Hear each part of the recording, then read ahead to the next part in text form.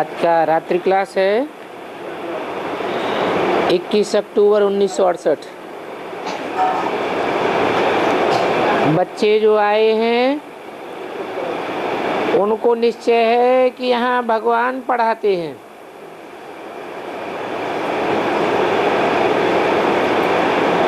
क्योंकि ये गीता का एपिसोड है ना, परंतु इस बात का कोई को पता नहीं है। ఈ రోజు రాత్రి క్లాసు 21 అక్టోబరు 1968। పిల్లలు ఎవరు వచ్చారో వారికి నిశ్చయం ఉంది ఇక్కడ భగవంతుడు చదివిస్తున్నారని। ఎందుకనగా ఇది గీతా కావ్యం కదా, కానీ ఈ విషయం ఎవరికీ తెలియదు। अभी तुम बच्चे जानते हो कि हम मनुष्य से देवता बनने आए हैं।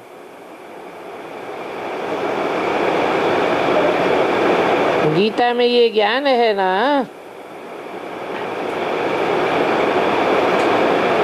कि अर्जुन को जो गीता सुनाई उसमें राजयोग सिखाया, नर से नारायण और नारी से लक्ष्मी बनने के लिए।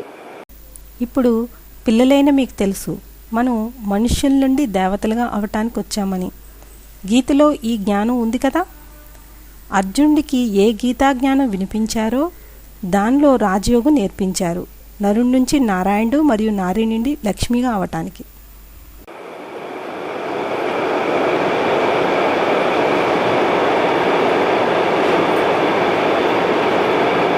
अब लक्ष्मी नारायण तो देवी देवता ही कहे जावेंगे,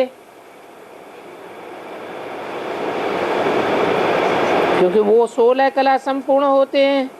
ఇప్పుడు లక్ష్మీనారాయణలకు దేవీ దేవతలుగా అనబడతారు, ఎందుకనగా వారు 16 కల్లా సంపూర్ణంగా ఉంటారు।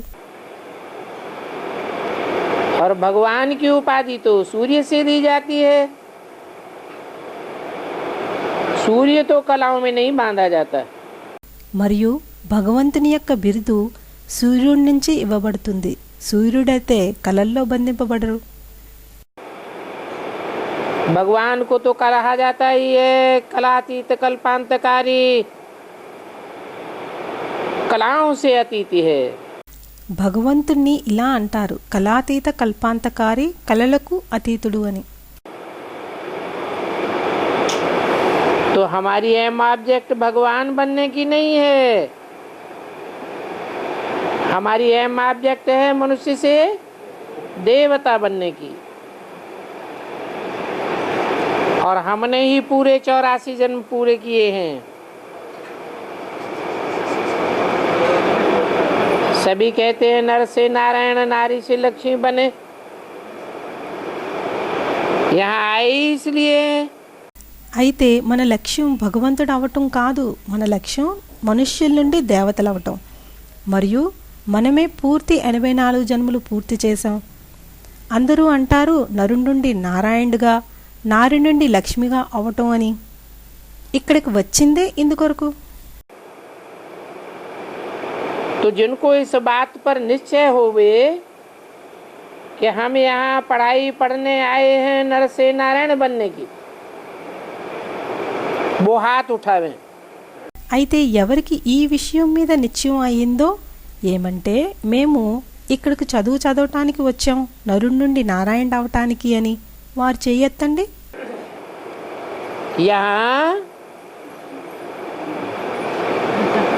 यहाँ जो पढ़ाई जाती है वो डॉक्टर बनने की पढ़ाई नहीं पढ़ाई जाती, मास्टर बनने की पढ़ाई नहीं पढ़ाई जाती, इंजीनियर नहीं। ఇక్కడ చదువు ఏది చదివింపబడుతుందో అది డాక్టర్ అయ్యే చదువు చదివించరు, మాస్టర్ అయ్యే చదువు చదివించరు, ఇంజనీరు కాదు। क्योंकि इंजीनियर बनावेगा, डॉक्टर डॉक्टर बनावेगा, और भगवान आकर के क्या बनाते हैं?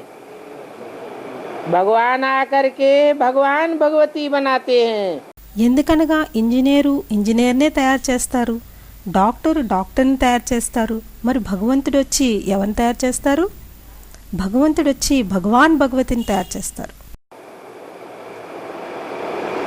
वास्तव में भगवान भगवती का टाइटल हो नहीं सकता, क्योंकि भगवान एक है या भगवान अनेक है या दो हैं।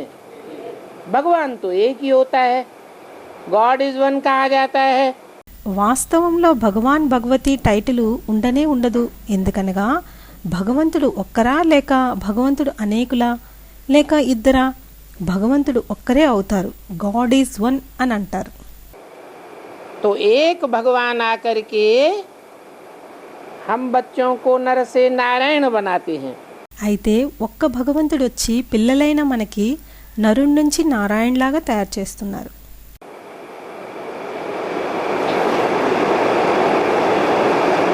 तो देखो ये स्कूल है, स्कूल में एम ऑब्जेक्ट होती है, पूछा जाता है क्या बनना है। स्कूल में पूछते हैं ना तुमको क्या बनना है, तो कोई कहेंगे हमको वकील बनना है, जज बनना है, परंतु वो तो हद की पढ़ाई हो गई। అయితే చూడండి, ఇది స్కూల్లో ముఖ్య లక్ష్యం ఉంటుంది. అడుగుతారు ఏమవుతావు అని. స్కూల్లో అడుగుతారు కదా నీవు ఏమవ్వాలనుకుంటున్నావని. అప్పుడు కొందరు అంటారు నేను లాయర్ని కావాలని, జడ్జిని కావాలని. కానీ అదైతే హద్దులో చదివయ్యింది. और वो पढ़ाई एक जन्म ही चलती है। यहाँ भगवान जो पढ़ाई पढ़ाते हैं, राजयोग की पढ़ाई है, वो जन्म जन्मांतर का राजा बनाने की पढ़ाई है। మరియు ఆ చదువు ఒక్క జన్మ కోసం నడుస్తుంది. ఇక్కడ భగవంతుడు ఏ చదువు చదివిస్తున్నారో రాజయోగపు చదువు, అది జన్మజన్మాంతరాల రాజుగా తయారు చేసే చదువు. ऐसा कभी नहीं सुना होगा कि कोई धर्म पिता ने बैठ करके राजाई करना सिखाया। कोई पूछे दुनिया में इतने बड़े बड़े राजाएं हुए हैं, छोटे राजाएं हुए हैं, महाराजाएं हुए हैं, सम्राट हुए हैं, इनको इतनी कंट्रोलिंग पावर किसने सिखाई? तो कोई जवाब नहीं दे सकेंगे। ఇలా ఎప్పుడు విని ఉండి ఉండరు. ఎవరో ధర్మపిత కూర్చొని రాజ్యం చేటు నేర్పిస్తారని. ఎవరినైనా అడగాలి, ప్రపంచంలో ఎందరూ పెద్ద పెద్ద రాజులు ఉండేవారో, చిన్న చిన్న రాజులు ఉండేవారో, మహారాజులు ఉండేవారో, సామ్రాట్లు ఉండేవారో, వారికి ఇంతటి కంట్రోలింగ్ పవరు ఎవరు నేర్పించారు అని ఎవరూ సమాధానం ఇవ్వలేరు. यहाँ तो बाप बैठ समझाते हैं, ये राजाई की पढ़ाई मैं ही पढ़ा सकता हूँ, ये कंट्रोलिंग पावर और कोई दे नहीं सकता। भगवान बाप आते हैं तो जन्म जन्मांतर के राजाएं तैयार होते हैं। ఇక్కడైతే తండ్రి కూర్చొని నచ్చ చెప్తున్నారు, ఈ రాజరికపు చదువు నేనే చదివించగలను, ఈ కంట్రోలింగ్ పవరు ఇంకెవరూ ఇవ్వలేరు. భగవంతుడు తండ్రి వస్తారు కనుక జన్మజన్మాంతరాలకు రాజులు తయారవుతారు.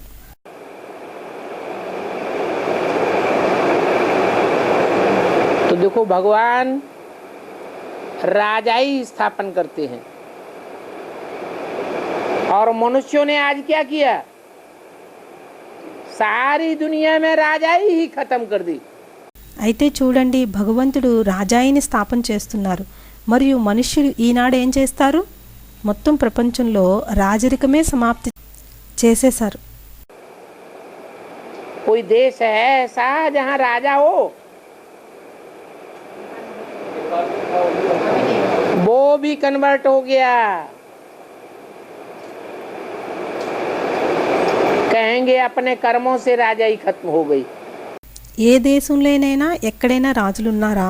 ఎవరో అన్నారు నేపాల్లో ఉండేవారు అని. వాళ్ళు కూడా కన్వర్ట్ అయ్యారు. అంటారు మా కర్మల వల్లనే రాజరికం సమాప్తి అయ్యింది అని. भूटान का राजा था, उसने स्वेच्छा से प्रजातंत्र स्वीकार कर लिया,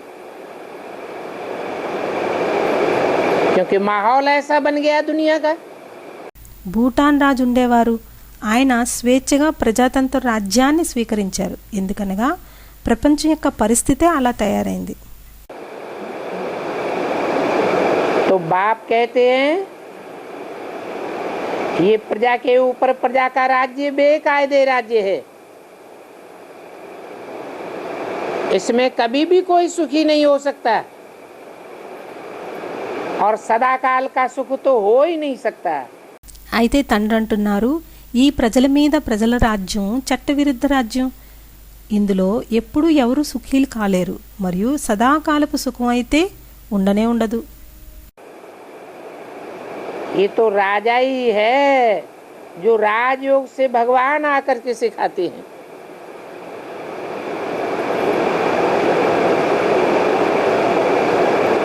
तो बाप कहते हैं जिन्होंने निश्चय नहीं किया है कि हमें यहाँ राजा बनने के लिए आए हैं, वो हाथ नहीं उठाते हैं। ఇదైతే రాజరికం, ఏదైతే రాజయోగం ఉందో దాని ద్వారా భగవంతుడు వచ్చి నేర్పిస్తున్నారు. అయితే తండ్రి అంటున్నారు, ఎవరైతే నిత్యం చేసుకోరో మేము ఇక్కడికి రాజవటానికి వచ్చామని వారు చెయ్యెత్తరు. भगवान वाच है, बच्चों हम तुमको राजाओं का राजा बनाता हूँ और ये गीता ज्ञान है जिससे तुम राजाओं का राजा बनते हो। భగవంతుని వాచ, పిల్లలు నేను మిమ్మల్ని రాజులకే రాజులుగా తయారు చేస్తున్నాను మరియు ఇది గీతాజ్ఞానం, దీనివల్ల మీరు రాజులకే రాజులుగా అవుతున్నారు. तुम बच्चे जब जानते हो कि स्कूल में पढ़ते हैं तो पहले पहले तो बैरिस्टर या डॉक्टर नहीं होते हैं, पढ़ाई पढ़ करके बैरिस्टर या डॉक्टर बनते हैं। పిల్లలైన మీకు స్కూల్లో చదువుతున్నప్పుడు తెలుసు, మొట్టమొదట లాయరు లేక డాక్టర్ కాలేము అని చదివి న్యాయవాది లేక డాక్టర్గా అవుతారు. डॉक्टरी की पढ़ाई डॉक्टर ही पढ़ावेगा। फिर जब कोई बहुत होशियार हो जाते हैं, अच्छे डॉक्टर बन जाते हैं, तो कितना धन कमाते हैं। तो डॉक्टर की पढ़ाई पढ़ कर के ऐसे बन जाते हैं ना, कोई 50,000 कोई लाख भी कमाते हैं। बैरिस्टरों में भी ऐसे होते हैं।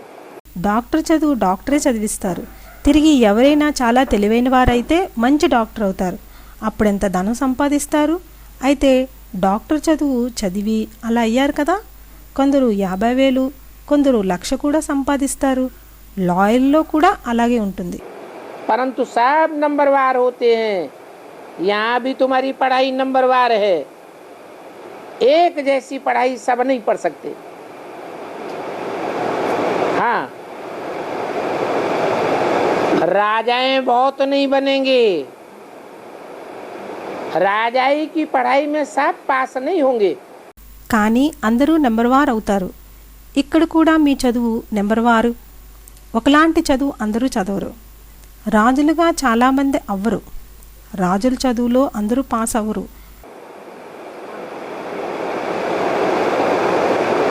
बैरिस्टर में भी ऐसे होता है, कोई को तो फटाकोट भी नहीं मिलता। तो हार करके बैरिस्ट्री छोड़ देते हैं। तो बाप समझाते हैं कि कोई भी मनुष्य को दुनिया में भगवान नहीं कहा जा सकता। లాయర్లో కూడా అలాగే అవుతుంది. కొందరికైతే చిరిగిన కోటు కూడా దొరకదు. ఓడిపోయి బ్యారిస్ట్రీనే వదిలేస్తారు. అయితే తండ్రి అర్థం చేస్తున్నారు, ఏ మనుష్యులు కూడా ప్రపంచంలో భగవంతుడు అని అనబడరు. क्योंकि कोई भी मनुष्य मनुष्य को राजा नहीं बना सकता। राजा के घर में जन्म ले सकते हैं, परंतु कोई जरूरी नहीं है कि राजा के यहाँ जन्म लेकर भी राजा बन जावे। ఎందుకనగా ఏ మనుష్యులు మనుష్యులని రాజులుగా తయారు చేయలేరు. రాజింట్లో జన్మ తీసుకోగలరు, కానీ తప్పనిసరి ఏమీ కాదు రాజు దగ్గర జన్మ తీసుకుని కూడా రాజుగా అయిపోతారని. कृष्ण भी प्रिंस था। मनुष्य कृष्ण को भगवान समझते हैं, परंतु कृष्ण की पूजा तो बच्चे के रूप में होती है।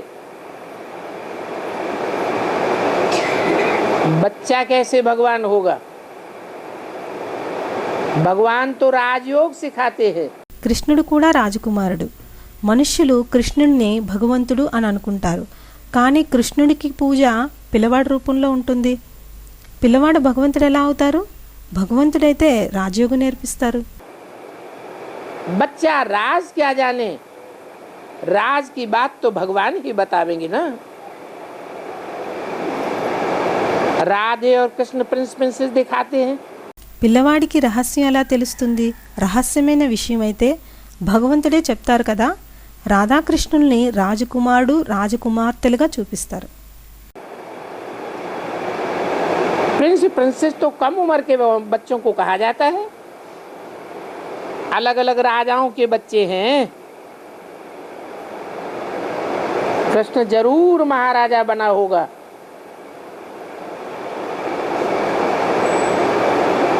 भारतवासी पत्थर बुद्धि हैं जो कुछ भी नहीं जानते हैं। రాజకుమారుడు రాజకుమార్తె అని తక్కువ వయసు పిల్లల్ని అంటారు. వేరువేరు రాజు పిల్లలు. కృష్ణుడు తప్పగా మహారాజు అయి ఉండాలి. భారతవాసీలు రాతబుద్ధివారు, వారికి ఏమీ తెలీదు. अभी तुम बच्चे जानते हो कि हम ही भविष्य में लक्ष्मी नारायण जैसे बनेंगे। जो छोटेपन में राधा कृष्ण हैं वो ही बड़े होकर के लक्ष्मी नारायण का टाइटल ले लेते हैं, परंतु इस बात का किसी को पता ही नहीं है। ఇప్పుడు పిల్లలైన మీకు తెలుసు మేమే భవిష్యత్తులో ఈ లక్ష్మీనారాయణ వలె అవుతామని. ఎవరు చిన్నతనంలో రాధాకృష్ణులు అయ్యారో వారే పెద్దవారయ్యి లక్ష్మీనారాయణలుగా టైటిల్ తీసుకుంటారు. కానీ ఈ విషయం ఎవరికీ తెలీదు. सन्यासियों के मठ तो बड़े बड़े स्थापन हुए हैं, परंतु वो तो द्वापर में कलयुग में पीछे स्थापन हुए। तो तुम बच्चे समझते हो कि हम नारायण नर से बनेंगे, पहले तो जरूर प्रिंस बनेंगे। సన్యాసుల మఠాలు పెద్ద పెద్దవి స్థాపన అయ్యాయి. కానీ అవి ద్వాపర యుగంలో కలియుగంలో చివర స్థాపన అయ్యాయి. అయితే పిల్లలైన మీరు అర్థం చేసుకుంటున్నారు మేము నారాయణుడిగా నరుండి అవుతాము అని. మొదట తప్పక రాజకుమారుడుగా అవుతామని. अभी तो भारतवासियों को देखो क्या हाल है, बिल्कुल ही तमो प्रधान बुद्धि बन चुके हैं। वो विदेशी इतने तमो प्रधान नहीं है। ఇప్పుడైతే భారతవాసీల పరిస్థితి చూడండి ఎలా ఉందో. పూర్తిగా తమో ప్రధాన బుద్ధి అయిపోయారు. ఆ విదేశీయులు ఇంత తమో ప్రధానంగా కాలేరు. क्योंकि उन विदेशियों ने तुम्हारे जितना सुख भी नहीं देखा है, तो तमो प्रधान भी तुम्हारे जितना नहीं बनते। ఎందుకనగా ఆ విదేశీయులు మీ అంత సుఖం చూడలేదు కనుక తమో ప్రధానంగా కూడా మీ అంతలా అవ్వరు.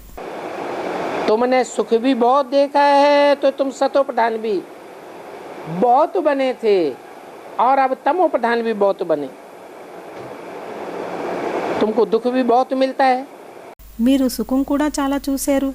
అయితే మీరు చాలా సతో ప్రధానంగా కూడా అయ్యారు మరియు ఇప్పుడు చాలా తమో ప్రధానంగా కూడా అయ్యారు. మీకు దుఃఖం కూడా చాలా లభిస్తుంది.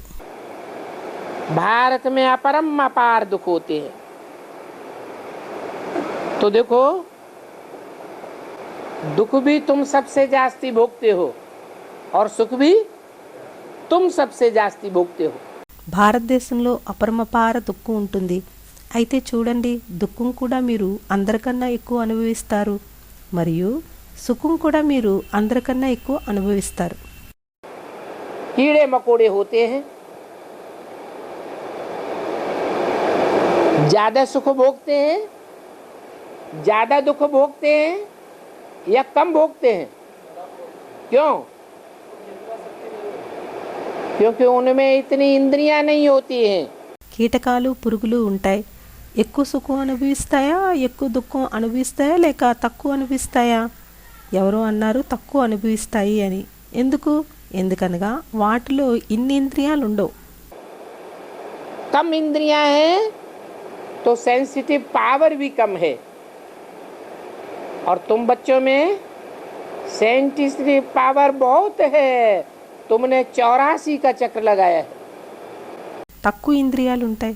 కనుక ఇంద్రియాల జ్ఞానం యొక్క శక్తి తక్కువ ఉంటుంది మరియు పిల్లలైన మీలో ఇంద్రియ జ్ఞానం యొక్క శక్తి చాలా ఉంది.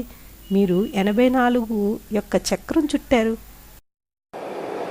तुम सबसे जास्ती जन्म लेते हो और धर्म वाले तो इतने जन्म ही नहीं लेते, उनमें इतनी सेंसिटिव पावर नहीं है, तो वो जास्ती सुख भी नहीं भोगते और जास्ती दुख भी नहीं भोगते. మీరు అందరికన్నా ఎక్కువ జన్మలు తీసుకుంటారు. ఇతర ధర్మాల వారు ఇన్ని జన్మలు తీసుకోరు. వారిలో ఇంత ఇంద్రియ జ్ఞానం యొక్క శక్తి ఉండదు. అయితే వారు ఎక్కువ సుఖము అనుభవించరు మరియు ఎక్కువ దుఃఖము అనుభవించరు.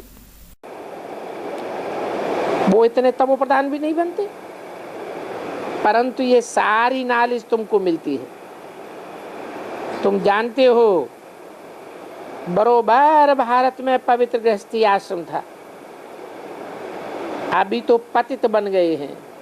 వారు ఇంతగా తమోప్రధానంగా కూడా అవ్వరు. కానీ ఈ మొత్తం జ్ఞానం మీకు దొరుకుతోంది. మీకు తెలుసు సరాసరిగా భారత్లో పవిత్ర గృహస్థ ఆశ్రమం ఉండేదని. ఇప్పుడైతే పతితులయ్యారు. इसलिए पुकारते रहते हैं कि हे पतितों को पावन बनाने वाले, आ करके हमको पावन बनाओ. विदेशी पुकारते हैं या स्वदेशी पुकारते हैं? स्वदेशी पुकारते हैं. అందుకోసమే పిలుస్తూ ఉన్నారు. ఏమంటే, ఓ పతితులను పావనం చేసేవాడా, వచ్చి మమ్మల్ని పావనంగా చెయ్యు అని. విదేశీయులు పిలుస్తారా, స్వదేశీయులు పిలుస్తారా? స్వదేశీయులే పిలుస్తారు. क्यों विदेशी क्यों नहीं पुकारते? ఎందుకు విదేశీయులు ఎందుకు పిలవరు? ఎవరో అన్నారు వారు పతితుల నుండి పావనంగా అవ్వరు అని. क्योंकि वो पूरे पतित बनते ही नहीं है और हम पूरे पतित भी बनते हैं, हम ही पूरे पावन भी बनते हैं. जो पूरे पतित बनते हैं वो पूरा दुख भी भोगते हैं. ఎందుకనగా వారు పూర్తిగా పతితులుగా అవ్వరు, మరి మనం పూర్తిగా పతితం అవుతాం. మనమే పూర్తిగా పావనంగా కూడా అవుతాము.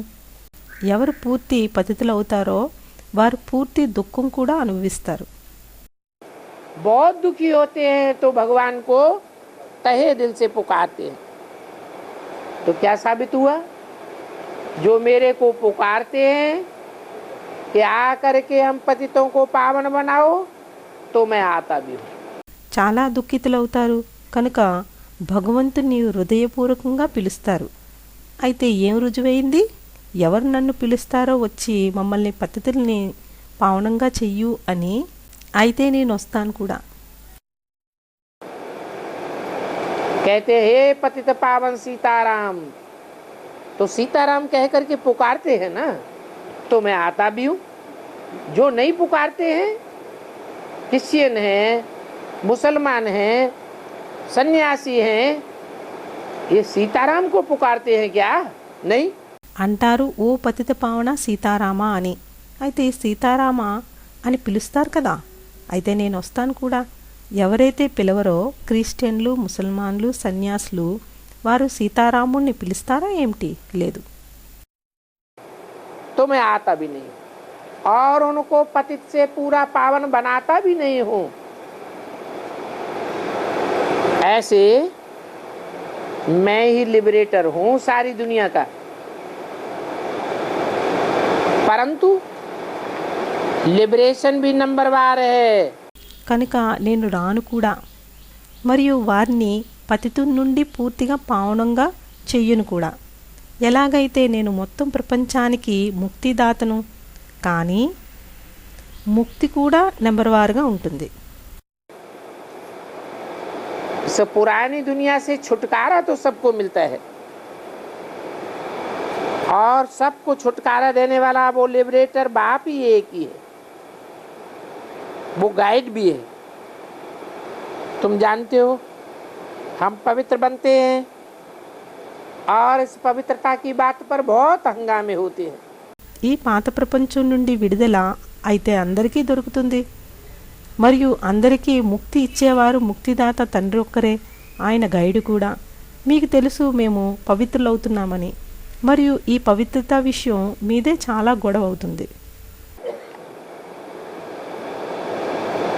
वहाँ नई दुनिया में तो कोई भी हंगामा नहीं होता है, वहाँ अपवित्रता होती ही नहीं है,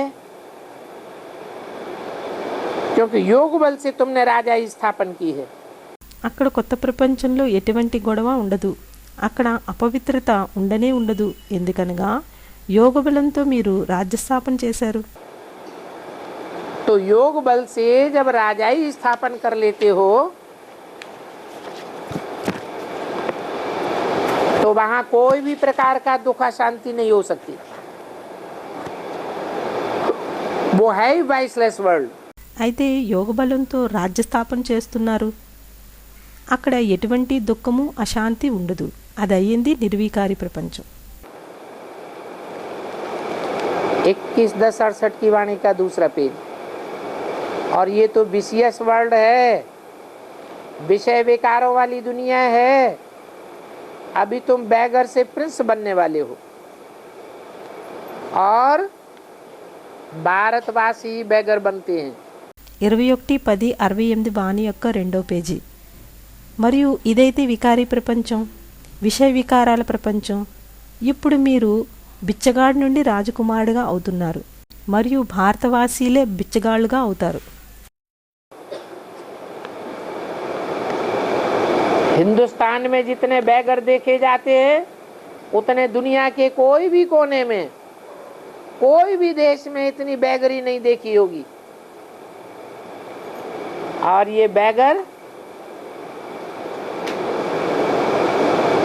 इनकी संख्या बहुत है, क्योंकि तुमको ही आकर के भगवान बैगर टू प्रिंस बनाते हैं.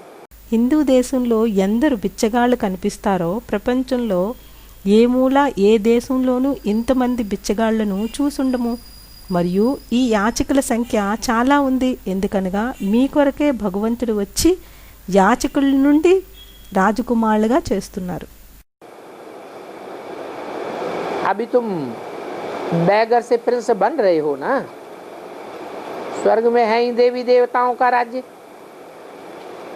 वहां तो बैगरी की बात ही नहीं. इस समय भारतवासी नरकवासी है. ఇప్పుడు మీరు బిచ్చగాళ్ళ నుండి రాజకుమారులుగా అవుతున్నారు కదా. స్వర్గంలో ఉండేదే దేవీ దేవతల రాజ్యం, అక్కడ యాచన విషయమే లేదు. ఈ సమయంలో భారతవాసీలు నరకవాసులుగా ఉన్నారు. वहां नई दुनिया में तुम स्वर्गवासी थे. क्यों? कोई कारण होगा. అక్కడ కొత్త ప్రపంచంలో మీరు స్వర్గవాసీలుగా ఉండేవారు. ఎందుకు? ఏదో కారణం ఉంటుంది. क्या कारण है जो नई दुनिया में तुम स्वर्गवासी और पुरानी दुनिया में नरकवासी बन जाते हो? स्वर्गवासी इसलिए थे कि वहां स्वस्थिति में रहते थे, और यहाँ नरकवासी इसलिए है क्योंकि पर के बस में है. ఏ కారణం దానివల్ల కొత్త ప్రపంచంలో మీరు స్వర్గవాసీలుగా మరియు పాత ప్రపంచంలో నరకవాసీలుగా అవుతారు? స్వర్గవాసీలుగా ఏ కారణంగా ఉండేవారంటే అక్కడ స్వస్థితిలో ఉండేవారు, మరియు ఇక్కడ నరకవాసీలుగా ఏ కారణంగా ఉంటారంటే వేరే వారి వశంలో ఉంటారు. पर है माया रावण, पर है प्रकृति, पर है पराई है ये इंद्रियां. यहाँ हम स्व अर्थात आत्मा के वश में नहीं है, मन हमारा कंट्रोल में नहीं है. వేరేది అవుతుంది మాయా రావణుడు, పర అవుతుంది ప్రకృతి. పర అంటే పరాయి అవుతాయి ఈ ఇంద్రియాలు. ఇక్కడ మనం స్వ అనగా ఆత్మ యొక్క వశంలో లేము, మనస్సు మన కంట్రోల్లో లేదు.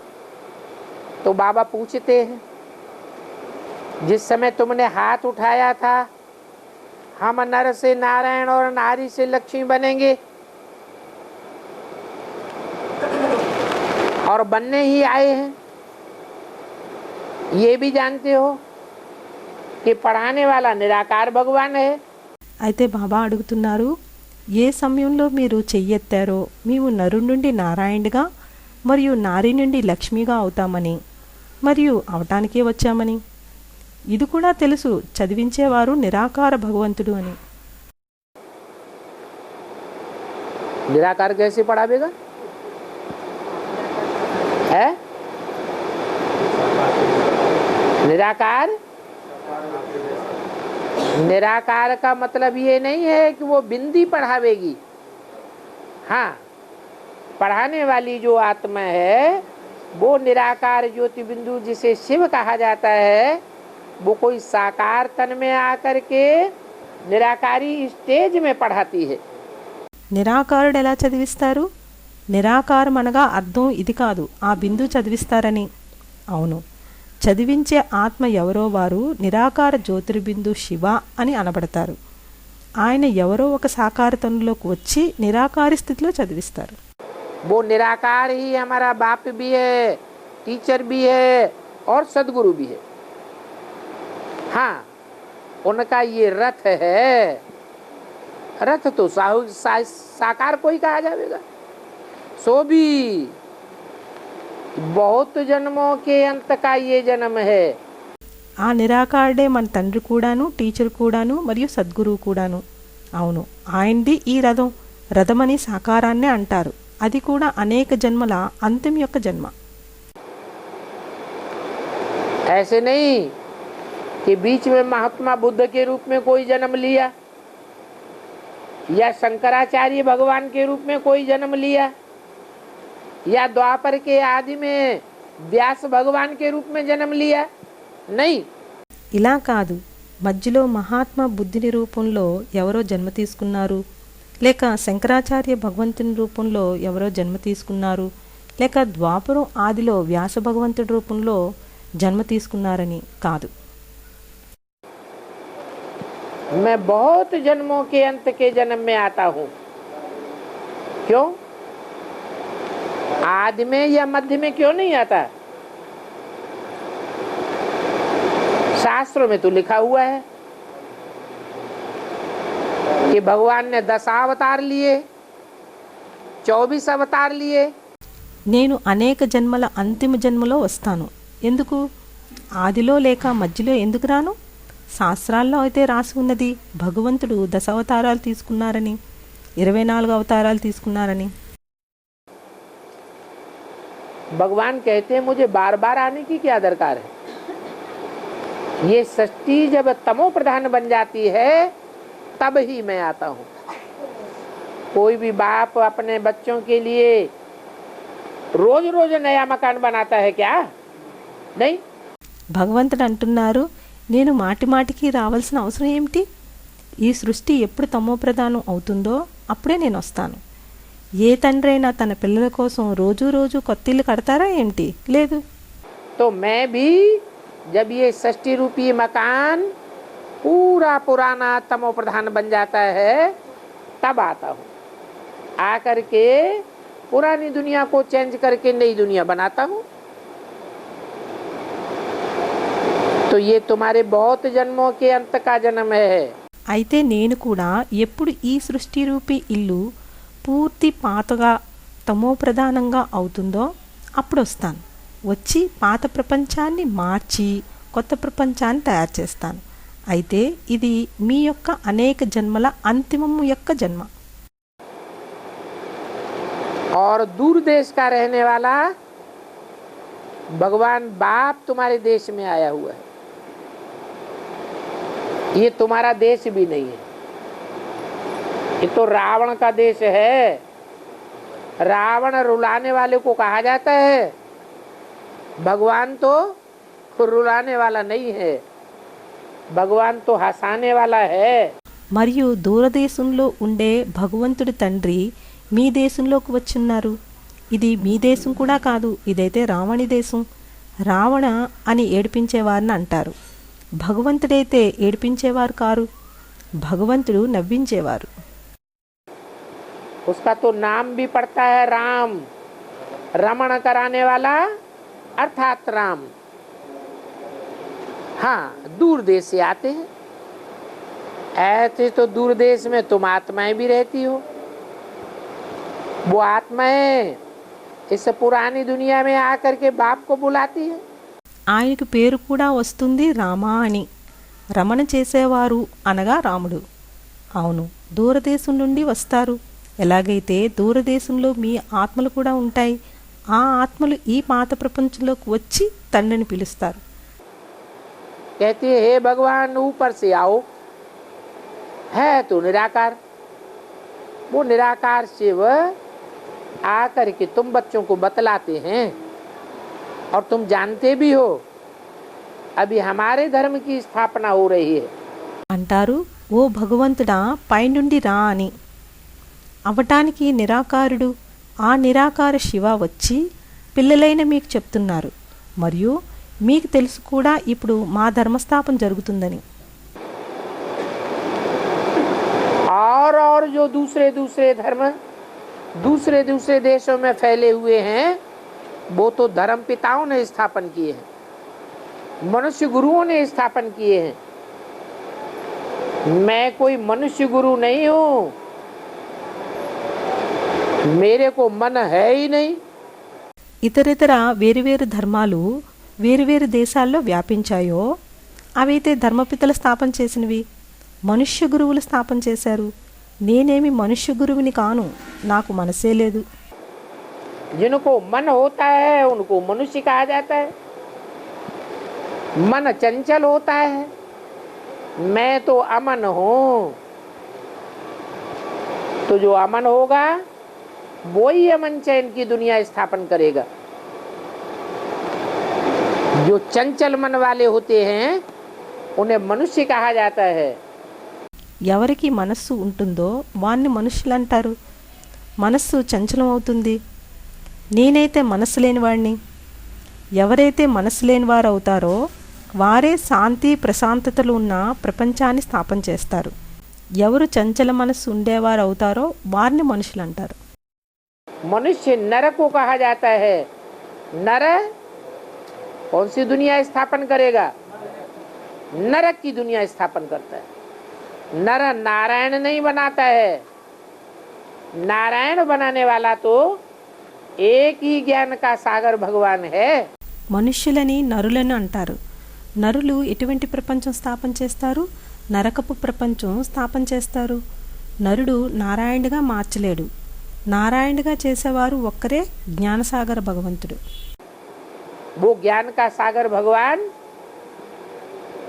नार आयन बनाते हैं. नार अर्थात जल, आयन माने घर. क्या बनाते हैं? आत्मा को ऐसा कंचन बनाते हैं जो सदैव ज्ञान जल में स्नान करने वाली बनती है. ఆ జ్ఞానం యొక్క సాగరుడు భగవంతుడు నర్ ఆయన్ని తయారు చేస్తారు. నర్ అనగా జలము, ఆయన్ అనగా ఇల్లు. ఏం తయారు చేస్తారు? ఆత్మను ఇలా కంచనంగా తయారు చేస్తున్నారు. సదా జ్ఞానజలంలో స్నానం చేసినట్లు తయారవుతుంది. तो देखो तुम पवित्र भी बनते हो और राजा भी बनते हो. अभी तुम पवित्र बने हो ना,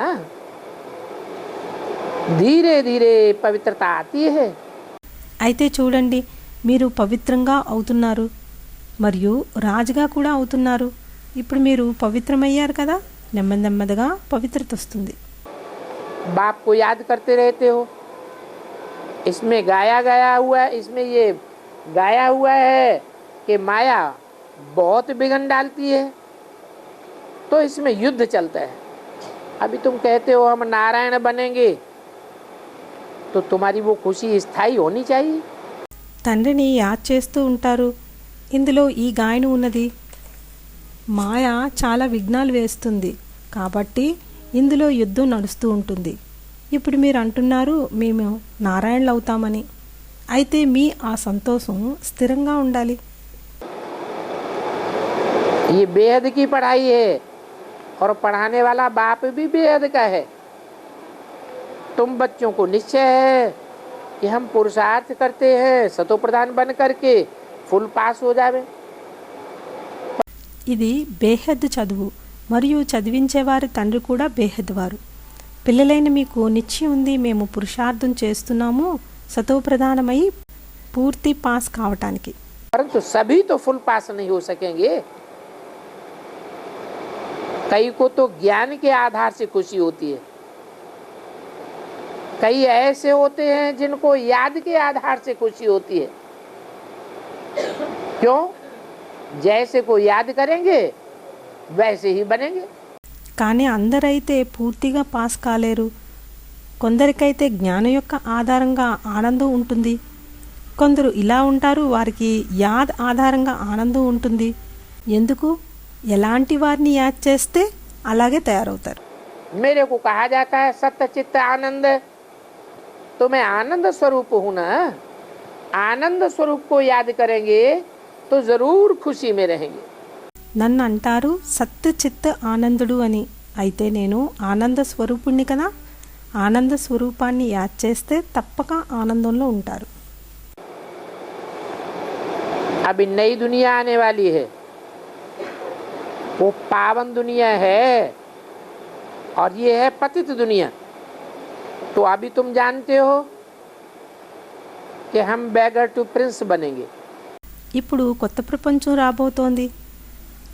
అది పావన ప్రపంచం మరియు ఇది పతిత ప్రపంచం. అయితే ఇప్పుడు మీకు తెలుసు మేము బిచ్చగాడి నుండి రాజకుమారుడిగా అవుతామని. तुमको पढ़ाने वाला कोई प्रिंस नहीं है, तुमको पढ़ाने वाला कोई राजा भी नहीं है। कौन है? भगवान तुमको पढ़ाते हैं। మీకు చదివించేవారు రాజకుమారుడు కాదు, మీకు చదివించేవారు ఏమీ రాజు కూడా కాదు. ఎవరు?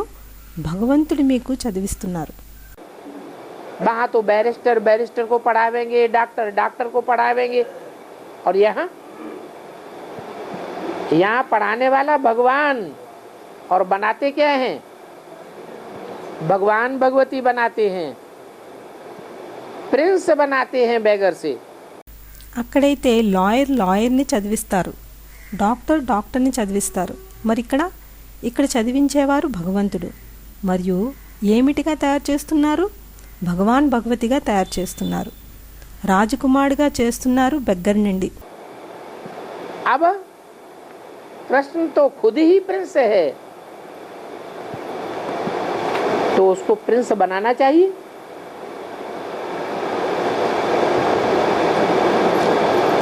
लेकिन कृष्ण को तो बच्चे के रूप में दिखाया जाता है। ఇప్పుడు కృష్ణుడైతే స్వయమే రాజకుమారుడు. అయితే ఆయనను రాజకుమారుడుగా చెయ్యాలా, కానీ కృష్ణుణ్ణి పిల్లవాడి రూపంలో చూపిస్తారు. बच्चा कैसे पढ़ाई पढ़ावेगा? वो तो सतयुग का फर्स्ट प्रिंस है। పిల్లవాడు చదువు ఎలా చదివిస్తారు? ఆయనైతే సత్యుగంలో మొదటి రాజకుమారుడు. कि तो बाप कहते हैं मुझे शरीर का आधार लेना पड़ता है, अर्थात मैं लेना नहीं चाहता हूँ, लेकिन ड्रामा के बंधन में मैं भी बांधा हुआ हूँ, मुझे भी शरीर का आधार लेना पड़ता है। ఇదైతే తండ్రి అంటున్నారు, నాకు శరీరం ఆధారం తీసుకోవాల్సి వస్తుంది. అనగా నాకు తీసుకోవాలని లేదు, కానీ డ్రామా యొక్క బంధంలో నేను కూడా బంధింపబడి ఉన్నాను, నాకు కూడా శరీరం ఆధారం తీసుకోవాల్సి వస్తుంది. कोई कोई अक्षर गीता के बड़े सच्चाई के हैं। बाप बच्चों को भी कहते हैं कि ये सच्ची बातों का ओपिनियन लिखाओ, जज करो कि गीता किसने सुनाई, निराकार ने सुनाई या साकार ने सुनाई। कृष्ण को तो साकार कहते हैं, भगवान तो निराकार है। కొన్ని కొన్ని అక్షరాలు గీతలోనివి చాలా సత్యమైనవి. తండ్రి పిల్లలకు కూడా అంటున్నారు, ఈ సత్యమైన విషయాలపై అభిప్రాయం రాయించండి అని, జడ్జి చేయించండి. గీత ఎవరు వినిపించారని? నిరాకారుడు వినిపించారా లేక సాకారుడు వినిపించారా? కృష్ణుణ్ణైతే సాకారి అని అంటారు, భగవంతుడైతే నిరాకారుడు. जो निराकार होगा वो ही निराकारी स्टेज में तुम बच्चों को ले जाएगा। साकारी स्टेज में रहेंगे तो देह के बंधन में बंधेंगे। ఎవరు నిరాకారి అవుతారో వారే నిరాకారి స్థితిలోకి పిల్లలైన మిమ్మల్ని తీసుకువెళ్తారు. సాకార స్థితిలో ఉంటే దేహం యొక్క బంధంలో బంధింపబడతారు. और देह के बंधन में तो देवताएं भी होते हैं। देह के बंधन में रहने वाले देवताएं नीचे की ओर जाते हैं या ऊपर जाते हैं? वो भी नीचे की ओर जाते हैं। मैं एक ही निराकार ऐसा हूं जो कभी भी देह के बंधन में नहीं बंधता हूं, इसलिए मैं तुमको नीचे से ऊपर ले जाता हूं। మరియు దేహం యొక్క బంధంలో దేవతలు కూడా ఉంటారు. దేహం యొక్క బంధంలో ఉండే దేవతలు కింది వైపుకు వెళ్తారా లేక పైకి వెళ్తారా? వారు కింది వైపుకు వెళ్తారు. నేను ఒక్కడినే నిరాకారుణ్ణి, ఈ విధంగా ఎప్పుడూ కూడా దేహం యొక్క బంధంలో బంధింపబడను. కాబట్టి నేను మిమ్మల్ని కింద నుండి పైకి తీసుకువెళ్తాను. अब जज करो कि नॉलेजफुल ज्ञान का सागर कौन है। कृष्ण को तो नॉलेजफुल ज्ञान का सागर नहीं कह सकते। कृष्ण ने तो गर्भ से जन्म लिया, माँ के पेट से जन्म लिया। मैं तो अजन्मा हूं, मैं तो गर्भ से जन्म नहीं लेता। और कृष्ण ने तो गुरु से पढ़ाई भी पढ़ी थी। ఇప్పుడు నిర్ణయించండి, సంపూర్ణ జ్ఞానంతో ఉన్న జ్ఞానసాగరుడు ఎవరు? కృష్ణుడినైతే సంపూర్ణ జ్ఞానంలో ఉన్న జ్ఞానసాగరుడు అని అనలేరు. కృష్ణుడైతే గర్భం నుండి జన్మ తీసుకుంటారు, తల్లి గర్భం నుండి జన్మ తీసుకున్నారు. నేనైతే అజన్మను, నేనైతే గర్భం నుండి జన్మ తీసుకోను. మరియు కృష్ణుడైతే గురువు దగ్గర చదువుతారు.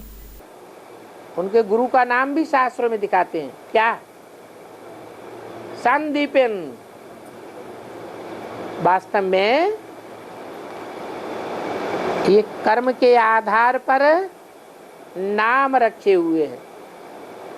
संदीपन कोई दूसरा नहीं है नाम। सम माने संपूर्ण और दीप्त माने दीप्त होने वाला, प्रज्वलित होने वाला। ఆయన గురువు పేరు కూడా శాస్త్రాల్లో చూపించారు. ఏమిటి? సందీపనుడు. వాస్తవంలో ఇది కర్మ ఆధారంగా పేరు పెట్టారు. సందీపన్ ఏమీ వేరే పేరు కాదు. సం అనగా సంపూర్ణ, మరియు దీప్త్ అనగా కాంతివంతంగా ఉండేవారు, మండేవారు. जो संपूर्ण रूप से दीप्त होता है वो तो भगवान ही है। भगवान को कहते हैं संदीपन। तो भगवान ने ही कृष्ण को पढ़ाई है। ఎవరు సంపూర్ణ రూపంలో ప్రకాశిస్తారో ఆయనైతే భగవంతుడే. భగవంతుడికి అంటారు సందీపనని. అయితే భగవంతుడే కృష్ణునికి చదివించారు.